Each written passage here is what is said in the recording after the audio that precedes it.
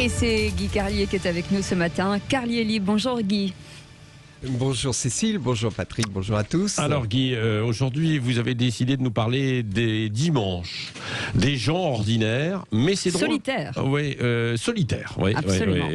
Pourquoi j'ai dit solidaire? Ça, Je ne sais pas ça pourquoi. commence fort. Non, Bah vous avez oui, dit oui, ordinaire Mais c'est drôle au moins parce que vous savez qu'à Sud Radio, votre chronique de jeudi sur les fameux slips chauffants, et Il a pas du qu'à mal Sud à le Radio, dire. hein, ouais, ça a beaucoup plu, notamment en haut lieu, paraît-il. Oui, je sais, le slip chauffant a fait un malheur. Vous pourriez vous appliquer pour les lancements quand même, Ouais. parce que là vous me sabotez la chronique, mais enfin, je sais, le slip chauffant a fait un malheur et c'est vrai qu'à la fin de la chronique, votre enthousiasme à tous les deux faisait plaisir à entendre. Vous étiez même à la limite du délire, puisque de nombreux auditeurs ont remarqué la petite phrase de Cécile, s'écriant, je cite, « Ah oui, les zizi de piscine !»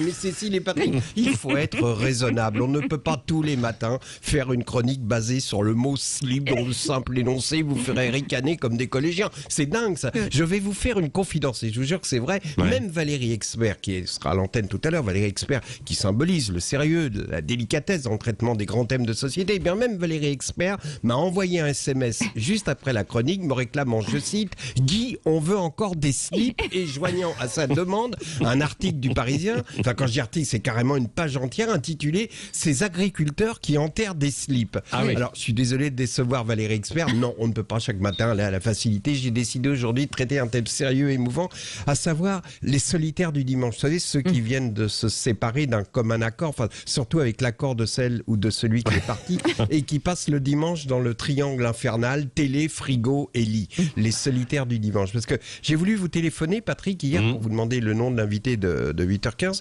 Et comme c'est une voix inconnue qui a dit allô, j'ai raccroché aussitôt. Vous savez, alors quelques instants plus tard, vous savez, ça arrive souvent quand on fait une erreur comme ça, le téléphone sonne et la personne que vous avez appelée par erreur vous rappelle.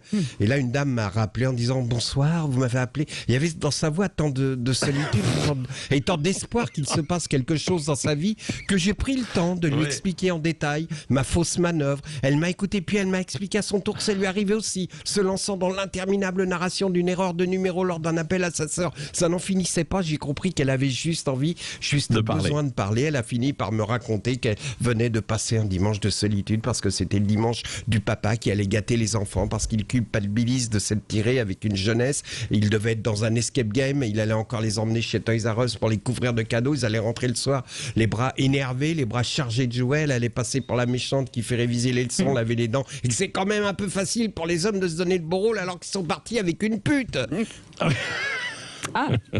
Là, normalement, il y a une relance.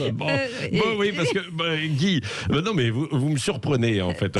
Mais j'ai un petit message quand même me demandant si vous pouviez nous en dire un petit peu plus sur ces agriculteurs qui enterrent des slips. Évidemment, c'est Valérie Expert. Impossible. En plus, c'est humiliant ce que vous me demandez. Parce qu'il n'y a qu'à moi que vous demandez ça. Je vous ai bien écouté avec Arlette Chabot. Quand elle vous parle de l'évolution des rapports entre Xavier Bertrand et les LR, vous ne l'interrompez pas pour lui demander, dites-moi Arlette, est-ce que vous connaissez des hommes qui portent des slips chauffants?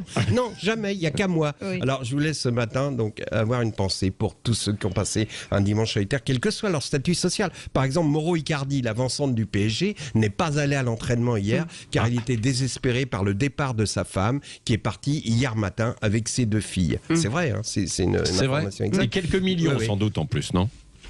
Oui, sûrement.